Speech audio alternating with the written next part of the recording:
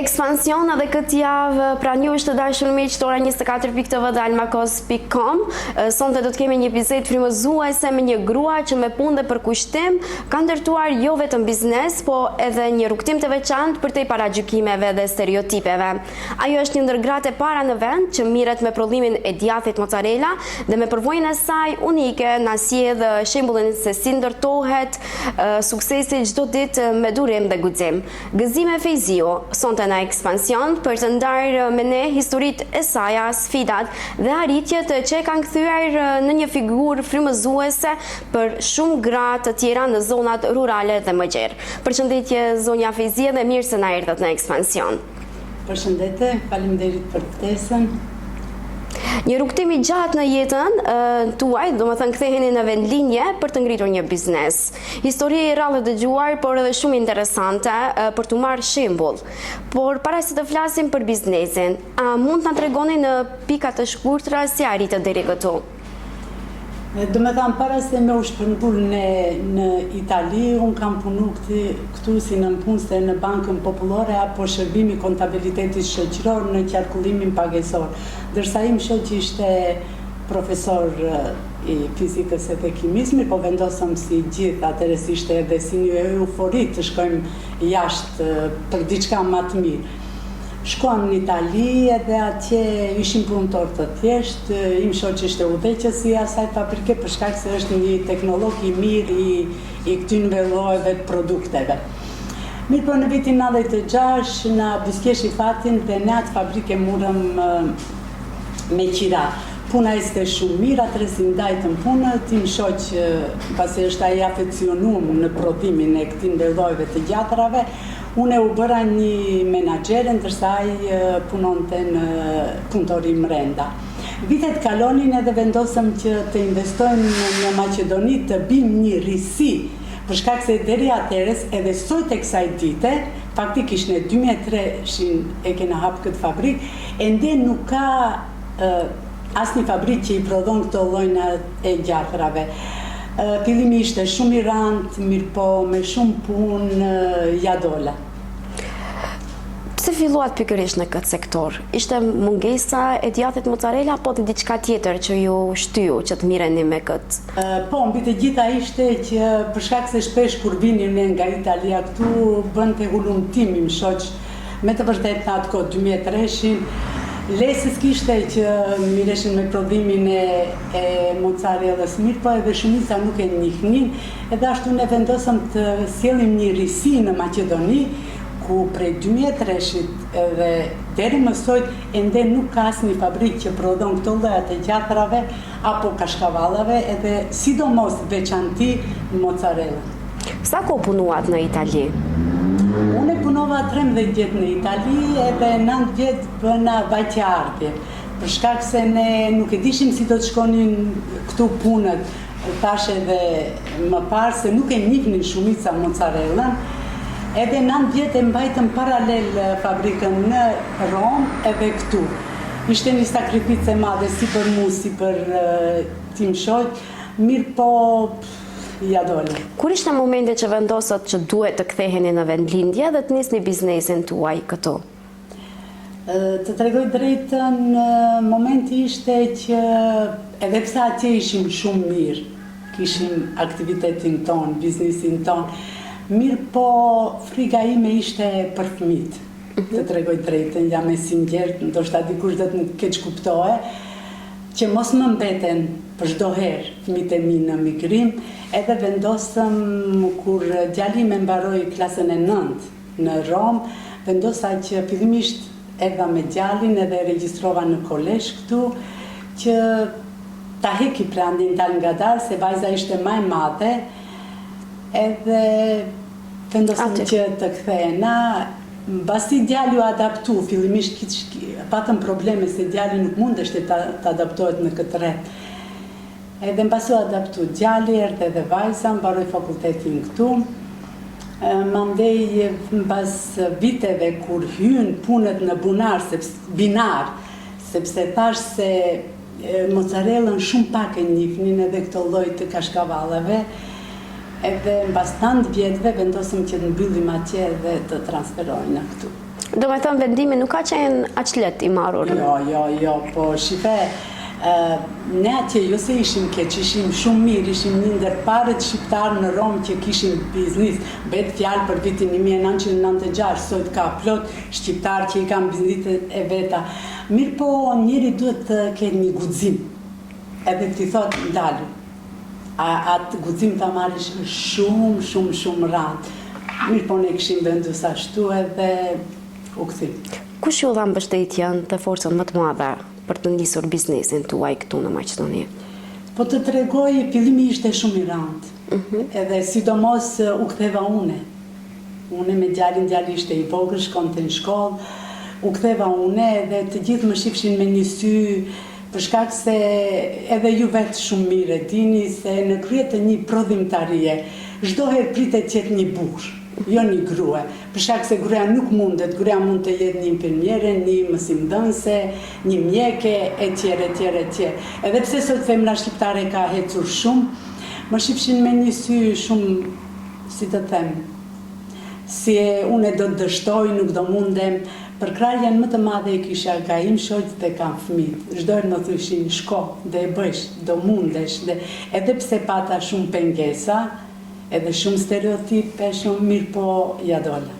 Si ka qenë reagimi familjarëve të tu, kur keni thënë që do ta hapni biznesin tuaj? Do me thënë, nga Italia do ta sjellni djathen këtu dhe do ta vazhdoni, do me thënë, biznesin tuaj në vendin tuaj? Shife, reagimi i familjes, mirë po edhe shokëve, edhe trepit, edhe miqve, edhe si të them, atëres ato ishte gabimi, më thushin është gabimi madh. Edhe sidomos njerë me një bisedë njerë më tha që jeni të botë, të gjithë shkojnë në Evropë, ju ktheni nga Evropa. A e mendon ti si gabim këtë, apo jo? Tani në këtë kohë? Drejtën nuk është gabim, për shkak se atë mendimin që e patëm edhe atë idenë me tim shoq që ti sistemojnë fëmijët në vend lindje, ja rritëm, i sistemum, u martum fëmijët, janë punë të mira, mendoj aty nuk gabum që ju kthej. Ndoshta edhe ju vetë dini se Roma është në Evropë edhe është një qytet metropol që është shumë ma mirë se këtu, mirë po guri peshon vend vetë. Cilat kanë qenë sfidat më të mëdha në fillimet e punës suaj? Po, sfidat më të mëdha ishin për shembull reklamimi i produktit për shkak se nuk e njihin shumica se Shkupi, mund të them, poshtë e lartë, ndoshta një 10-20%, ato që utonin jashtë që dinin, ose do një restorant që kishte punu në Itali, apo... Mande ishte problemi mos përkrahja ime, si gruja. Problemi më i madh unë fillimisht u idhnohesha rrethit edhe se nuk më përkrahshin, mirë po kur fillova të shkojnë nga Shkupi, ku Shkupi është një tjetër them, krahasim me Gostivarin, një qytet më i zhvilluar, më i madh, më shumë më dhimte në për institucionet kur nuk më pranoheshin, kur thoshin ti, ose nëse duheshte të nënshkruaj në një marrëveshje me do një kompani për të marrë gjatë apo produktet tona, kur thoshin, po ku e ke burrin? Si e ke shumë e dhimbshme. Si ke menaxhuar këto paragjykime, këto stereotipe, normale dhe gjithë ngarkesën në fillim të punës suaj? Po shife, mos më keq kuptoni edhe mos e mirëni si lavdëri, se ishte një kohë shumë e vështirë. Domethënë 2003 deri sot janë afër 20 vjet, apo gjërat kanë ndryshuar shumë. Mirë po në atë kohë, si një grue, një nanë, një ambise, një nuse e shtëpisë, etj, ishte shumë e randë, të të paragjykojnë, të të thujnë se kjo që tash do dështoje, Nagipi, im shoq qyet Nagipi ka bo gabim të madh, ka investu që e ka pru gruen, sidomos kur shkojsh unë dikundi në do një konferenca, po kjo dim vetëm të shetise, kështu qashtë, e nga të mos i përsëris krejt, ishte shumë randë. Unë boja një luft, për shkak se puna, familja, inspektorët, më thash, gjykata, lloj mund të kuptoni me një biznis ka lloj punësh, edhe të pëlqyeshme edhe të papëlqyeshme. Dia të qaj natën, edhe në mëngjes të ngrem, të rregullojmë edhe të shkoj të vazhdoj punën. Nuk u dorëzova, thash, ishte shumë e rëndë, mirë po mendoj se ja dole. Si që potencuat edhe në fillim të bisedës, edhe gjatë bisedës që jemi duke folur tani, mbështetja juaj më e madhe ka qenë bashkëshorti juaj. A i keni ndarë të gjitha obligimet në biznes dhe a e dini kush është shefi? Shipe, ky biznisi jonë është biznis familjar. Edhe me qenë se punët i kena të ndara, im shoqë në Itali mbaroj një shkollë të mesme, si teknolog, për shkak se ajo ka mbaruar fizikën edhe kimin, sado kimia kishte lidhëshmëri me teknologjinë e ushqimit. Kur e morëm fabrikën në Itali, atëherë sa i ndajmë punët. Sa tepër është e afeksionuar, që mund ta shihni poshtë, ajo është duke punuar. Edhe tha, ti do të menaxhosh. Unë e bindën në vetvete se kam punu në bank, do jem një menaxhere e mirë, okej. Nuk du të them se isha shefi, jemi të dy shef, thuna, mirë po ato punët e menaxhimit i kam unë përsipër, edhe si në Itali edhe këtu, mirë po punojmë bashkarish e plotësojmë njëri tjetrin. Shumë bukur kjo. Kur e nisit biznesin me produktet e qumshtit, me siguri keni komunikuar me shumë fermer, blektor. Si është qasja e tyre kur i thoje se keni nisur dhe do të udhëheqni juve me këtë lloj biznesi? Po shifni, shpeshe në për emisione e kam përmend këtë punën e fermerve, ku shumica thënë bolmo me këto fermer, mirë po është një gjë shumë interesant, edhe shumë e prekshme, kur më shifshin mu si grue, nuk dunin të komunikonin, priqin kur të vjen ekipi nga Italia edhe me atë bojnë një kontratë, qëfar kontrate për sjell qumsht. Mirë po u luftova, u mundova, duke i afru nga dal, duke pi kafe, duke bisedu, duke u nxjerr ngrande të ndryshme, por regjistrimin e lopëve, fitun një besim shumë të madh dhe që unë edhe sot më tepër me mua komunikojnë se sa me tjerit. Pas kaq përvoje, tashmë jeni më këtu. A është e vështirë që një grua të nisë dhe të zhvillojë një biznes në vendin tonë? Shife, unë kur e fillova ishte tepër vështirë. Mirë po sot, unë mendoj se cila grua apo femën që donë të hapë një biznis, kohënat kanë ndryshuar. Sot ja kompjuteri, ja edhe telefoni, se ti gjetë të gjitha në internet.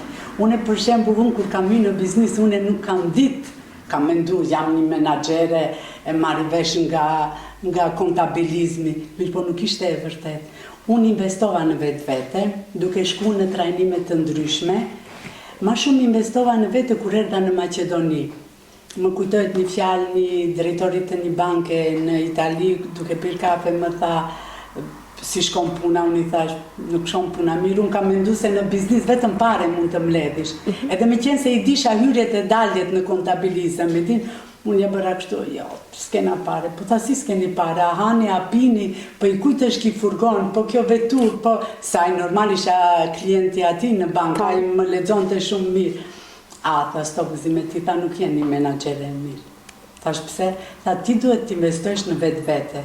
Jo tha në dukje, po tha qkojsh bësh trajnime të ndryshme, edhe atërës ja fillova, thash u kompletova ma tepër, kur erdha në Maqedoni, edhe duke bë trajnime të ndryshme në Amerikë, në Bruxelles, në Bullgari, në Hollandi, e kështu me radhë mos i numëroj, atëherë se kompletova si një grue sipërmarrëse. Ju jeni e njohur si një zë i fortë për gratë afariste. Çfarë ju shtyu të angazhoheni për fuqizimin e grave të tjera? Po shife, ati që e kalova une, nuk du që një grue tjetër, edhe thash pse ka ndryshu kohat, ta kaloj ma letë. Edhe prandaj vendosa që, edhe pse isham tepër e ngarkume me punë këtu, fillova të marri pjesë në organizata të ndryshme, jo qeveritare, si për shembull Usaidis Farmi, Karana, etj. Edhe fillimisht isha anëtare në Odën Ekonomike të Maqedonisë, ku formu një grupacioni grave, aty isha nën kryetare, se normal odëm ishte atëre se përsime Maqedone dhe Shqiptar. Edhe kur u formu 2004-2005 Dhoma Ekonomike e Maqedonisë Veri Perëndimore, unë isha anëtare aty, mirë po asnjëherë pse krit ishin burra, me ardhjen e stafit tjetër në vitin 2015 unë pata guxim se çdo herë kur isha mbledhje në Odën Ekonomike e Maqedonisë, thushin oda e burrave e thirrshin Odën e Maqedonisë Veri Perëndimore. Pata guxim, mora shkova te kryetari, thash e din çka, unë do të formoj një grupacion të grave afariste, më dhan leje, më dhan përkraje, e themelova, kisham 35 antare, ku punonim me projekte të ndryshme. Mbas 5 vjetë thash shifni, tash ju jeni të reja, unë mund t'jem vetëm një antare në këshill apo diçka te grupacioni, edhe të vu jap sugjerime dhe motivim nga ju duhet ta mirni këndor, ju jeni të reja, ju duhet ta vazhdoni. Po si duket, pse di ndoshta gabova se dola, sot sa ndëgjoj shumë pak funksionon ai grup edhe më vjen shumë keq. Mendon se e kanë të vështirë gratë e reja të hyjnë në biznes, në botën e biznesit, të bëhen afariste? Nuk dua të ofendoj edhe nuk dua si të them. Unë isha një gëzime, sot ka 10 gëzime, 100, 200 gëzime që miren me biznis. Mirë po, sa e shoh, të më falin të gjithë gratë dhe femrat, sa e shoh, ato shohin në një mënyrë më të lehtë. Në biznis duhet shumë punë, shumë punosh, po të arrish dikundi. Nuk është puna ti dikundi që shkosh të reklamosh të zhja, unë jem një grua sipërmarrëse, duhet kesh një background. Duhet ta dish si fillove vuajtjet, stereotipet, punën, paragjykimet, edhe në prish dikundi. Kadal ti, vetë ajo puna jote nuk duhet mandej ta afirmosh. Puna jote, të gjithë dhe të thirin, dhe të promovojnë, ja, shifni një grye, thash, sot nuk ka një gëzime, ka ndoshta 100-200 gëzime, mirë po nuk është ajo. E potencuat edhe më herët që guximin dhe forcën duhet ta gjejmë brenda vetes për të arritur diçka në jetë. Sipas jush, ku mendon se duhet të fokusohen institucionet përkatëse për të ndihmuar dhe për të motivuar vajzat e reja që duan të bëhen afariste? Shife, dikur në Maqedoni kishte shumë organizata jo qeveritare të jashtme, si që përmenda ma herët, edhe kishin grande, bënin trajnime, sot ato janë duke ushu. Pak edhe hiq mund të them. Problemi institucioneve të ne që është përkraja financiare të femrat sipërmarrëse shumë e ulët edhe, jo e ulët, po edhe nuk ka. Dikur Ministri e Ekonomisë ndihmonte me 120.000 dinar një grua sipërmarrëse, ndoshta për dikend ishte e mirë se ardhët, mirë po për dikend nuk është. Do me thanë, që të nisish ti një biznis duhet kesh financa.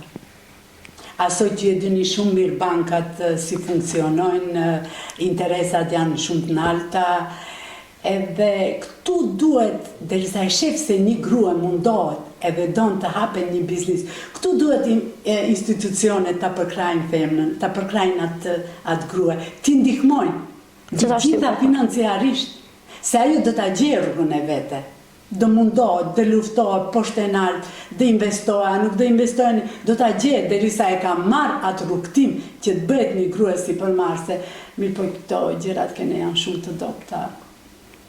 Nga përvoja juaj personale, nga sfidat që i keni të i kaluar, nga guximi që keni të pasur brenda vetes, cilat do t'janë 3 këshillat që do t'ja përcjellje të gjitha grave dhe vajzave të reja që janë duke ju ndjekur në këto momente?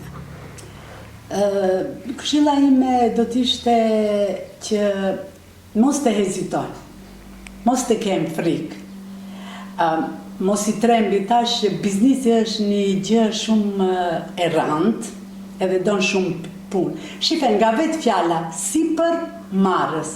Do me thanë, ti e bartës i rezikut. Ti rezikon, sot fiton, nesër humbën. Mirë po, ato humbja edhe fitimi janë vlezër. Po thuhet me një fjalë popullore. Të kenë guxim, të kenë një ide, ta ngjallin atë instinkt që e kanë në vete, edhe me shumë punë unë mendoj. Ato do që arrin, edhe pse do të rrëzohen, do të paragjykohen, Anëse se ka ndryshu gjërat, mirë për paragjykimet edhe stereotipet të ne ende ekziston për femnën. Mirë po nëse punon shumë, nëse ka edhe vetë besim, vetë vete, që unë këtë do t'a boj, të shkoj aty dhe rëdzohem, mirë po unë do dalë deri atje. Unë mendoj se do t'ja arrin suksesin, mos hezitojnë, se edhe biznisi ka ato kënaqësitë e veta. Për shembull, ti ke bërë diçka për vete, mirë po ke ndihmu edhe tjerve, ke punsu, u ke ndihmu në mënyra të ndryshme. Shumë e bukur kjo. Të flasim pak për jetën personale. Sa keni kohë të lirë për vetën, pasi e përfundoni punën? Po, të them të drejtën, se di njeriu mundesh ka ta programoje jetën e vete, edhe kohën e vete. Unë kam pas kohë çdo herë edhe për familje, edhe për vetë, edhe mvaret njeriu si organizon jetën e vete. Shembull, mua më kam plotësu edhe që kam shku në për këto organizata gjë qeveritare, edhe në për këto asociacionet e grave për afirmim të biznisit apo diçka tjetër. Se di kam gjetur punë edhe ajo më ka plotësu. Në çka e shpenzoni më shumë kohën e lirë? Kohën e lirë e shpenzoj në shtëpi afër familjes time, e shpenzoj edhe me shoqet, dalim pim kafe, bëjmë shumë shëtitje në për vende ndryshme. Mirë po mbi të gjitha në rend të parë është familja. Si e balanconi juve jetën personale dhe profesionale? Ka një balancë mes këtyre dyjave apo? Po jo, më thash, mbaret si do e balansojsh vetë, mbaret si do e organizojsh vetë. S'ka aty mendoj balansë. Cili është një moment që ju bën të ndjeheni më krenare? Në moment më krenar të tregoj, unë rastësisht kam hyrë në biznis. Nuk e kam pas asnjëherë mendjen, edhe më ka shku fare në fund mendje se unë do të bëhem një afariste e shkëlqyeshme. Ka shumë momente që më kam bërë krenare, për shembull kur në vitin 2006 ambasada e Amerikës më shpalli grua më të suksesshme në mes të 6 tjerave në sferën e biznisit. Unë isha vetë një grua që më shpalli si grua e suksesshme, ambasada e Suedis, këto organizata gjë qeveritare, ambasada e Italis, jam bëj shumë ambasada edhe institucione këtu në vend. Zdi, është një krenari për çdo gjë, nuk kam shumë gjëra që më kam bë krenari. I këshilluat gratë dhe vajzat e reja që edhe nëse dështojnë të ecin para. Keni pasur juve ndonjë moment të tillë që keni dështuar diku dhe keni vazhduar prap të ecni dhe të reflektoni energjinë tuaj pozitive? Po, shifni, si thash në sipërmarrësi apo në biznes ka dështime, edhe atë shumë ka, edhe ti nëse dorëzohesh atëherë je hub. Kam pas dështime. Edhe çfarë ju kanë mësuar ato dështime në jetë? Unë mendoj ato dështime, ato janë suksese. Për shkak se ti mëson diçka, dështove këtu. Edhe ta shkon edhe njerë në provë, do ta provoj edhe njerë, do të shoh a do mund të shkoj deri në fund. Edhe ti kur shkon në fund e arrin suksesin. Dështimi është sukses. Nëse do filloj edhe një herë nga e para, çfarë do të kishe bërë ndryshe? E thash unë rastisht hyra në biznis, mirë po nëse do të kisha fillu nga e para, do të isha përsëri një grua sipërmarrëse, mirë po do të kisha investu edhe më shumë në vetvete. Mendon që do keni investuar mjaftueshëm tek vetja juaj? Po, mendoj se kam investuar, mirë po të jem e sinqertë edhe nuk kam turp këtë që dhe them, të gjithë familja ime janë të gjithë me fakultet, une e ndërpreva për shkak se babi im ishte në drejtor të banka, pati një ndeshje, mbeti invalid, unë u punsova, edhe pse dueshte ta filloj fakultetin ekonomik, e dishte se do punsojmë në bankë, Dhe shto, kur u ktheva nga Italia, vajza më tha, mami vazhdo biznis menager, mirë po atëre sune kisha shumë obligime dhe sot jam pendu për atë që nuk... Kam betur peng. Vetmja gjë që më kam met peng në zemër, pse nuk kam vazhdu fakultet. Po ndoshta ke arritur shumë në jetë, nëse... Po edhe shumica më thunë, edhe 10 fakultetet kishe ti këtë, mirë po se di më ka vetë peng në zemër, për shkak se edhe baba im, edhe me qenë se motrat edhe vllaun i kom të gjithë me fakultet, jo specializime e tjera, babi im kishte ma tepër që unë, si të them, një besim. Jo se është gënjeva, por e thanat ishin të atila që unë pa tjetër dueshte të ndërpres edhe të filloj me punë. Faleminderit që ndatë këtë histori kaq prekse me neve. Tani do të kalojmë tek disa pyetje vlis në të cilat juve duhet të përgjigjeni shkurt. Për çfarë do e lije Maqedoninë që të ktheheshe në Itali? Për çfarë do e lija, shpe këtu normal vendilja është vendlindje. Këtu do të kisha, edhe pse nuk besosha ku do të kthem se do të më merr malli për Italinë, mënyra e jetesës, rregulla e jetesës, edhe aty ka, do me thanë, një kompakt, një bashkim i familjes, se ti je aty 24 orë burr, grua e fëmijë. Këtu ka tjetër sistem, vend parë është jo miqësia, jo shoqëria, jo thash. Nëse të ishit burr, a do të ishit përsëri afarist? Po. Gratë apo burrat janë afarist më të mirë? Unë mendoj të më fale bota mashkullore, gratë janë më të mira si afariste. Çka ju nervozon më shumë në punë? Në punë më nervozon perfekcionizmi, do me thanë, duat që gjithë qka në rregull, të vinë punëtorët edhe pse të vinë në kohë, nëse medikent kam të bëj diçka ose do një punëtor, të jenë të rregullt. Ajo më tepër më nervozon se tash, po shtelar se kush kena probleme se ende mund t'ja falim diçka. Pse duhet të gjithë të provojnë produktet e Caseificio Gjesarina? Po unë them se këto produktet, edhe me qenë se tash në treg ka do lloj të kashkavallave, edhe mirë po mozzarella nuk prodhon ende, kërkush ka një mozzarella zotarell që sjellin nga Greqia, mirë po nuk është ajo mozzarella jonë është fitushe dhe bio. Pra çka mendoj se duhet provohen këto lloj prodhimet tona. Zonja Gëzime, faleminderit që ishit pjesë e emisionit tonë Ekspansion dhe ndatë historitë tuaja, prekët shumë tema, datë shumë mesazhe. Faleminderit që ishit këtu me ne. Faleminderit edhe juve, faleminderit që më thirrët në emisionin tuaj të jem misafire edhe të i shpërndaj përbëjat e mia. Ju dëshiroj shumë suksese në të ardhme, edhe ju përgëzoj që e keni marrë guximin të promovoni bizniset shqiptare, jo vetëm për femra, po edhe për meshkuj. Faleminderit shumë. Shumë faleminderit. Një falemnderim i veçantë tani të dashur shikues shkon për sponsorët tanë, të cilët mundsojnë këtë emision.